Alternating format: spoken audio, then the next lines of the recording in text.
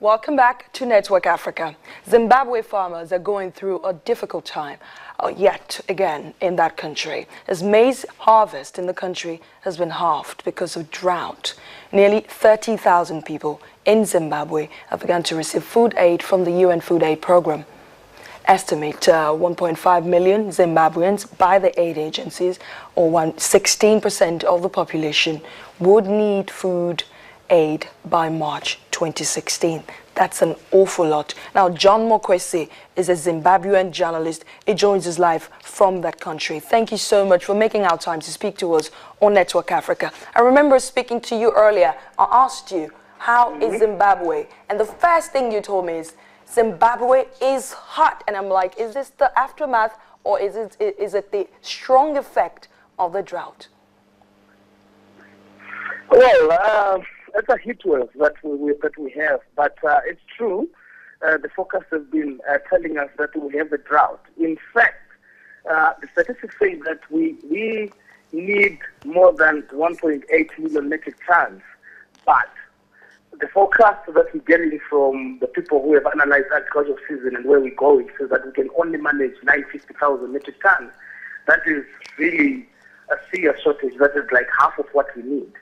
So the government has been saying, no, look, they'll try and, import something like 700,000 tons of maize, which would cost us 224, and we know we are financially strained, and we don't know if really we can manage to sort of import maize, because some areas have nothing, no grain, and grain is sort of our staple diet, and we have areas that have dried up.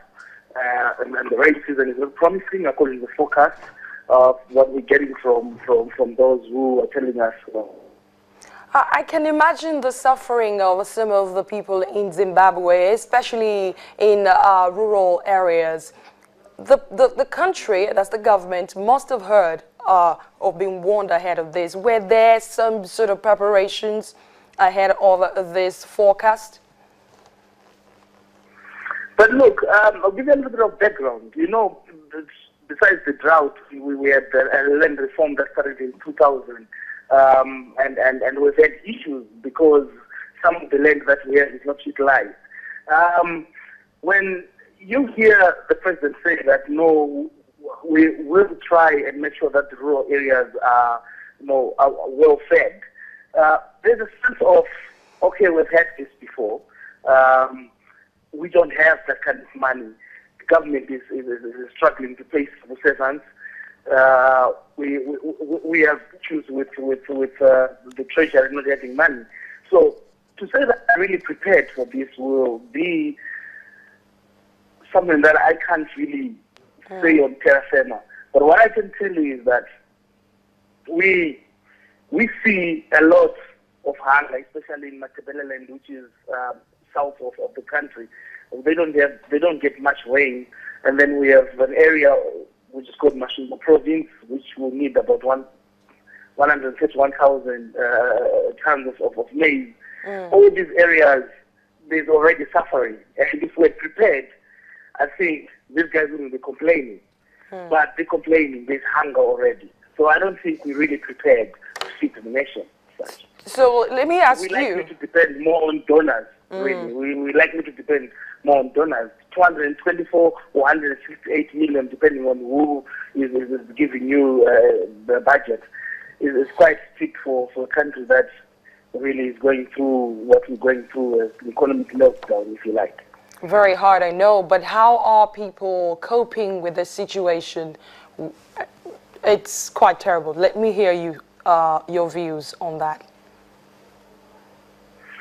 Well, we suffered 1 billion hyperinflation figure in 2008 or 2007, thereabout, and we sort of survived. We're resilient people and hardworking people, and people have been trying to come up with all methods of survival. But in some areas, really, it's dire, and people are losing cattle. People are losing their livestock, and they really are looking up to the government to do something. Yeah. It has been hard. It has been hard, really.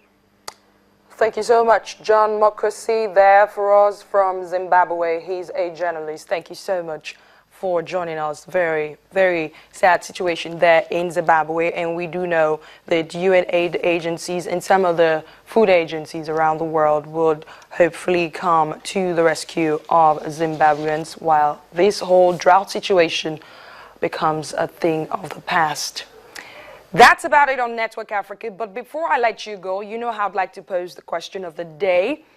And the question is, do you think South Africa will leave the International Criminal Court? Do you think South Africa will leave the International Criminal Court, as said by the country's ruling party? Please send your answer to Network Africa. Of course, the email address will come again on your screen right now. You can also go on Twitter at @Adeshawa and let me know what you think. That's it, Network Africa at channelstv.com. And let me know your views. Thank you so much for watching the program. I am Adeshawa Josh. I'll see you again tomorrow.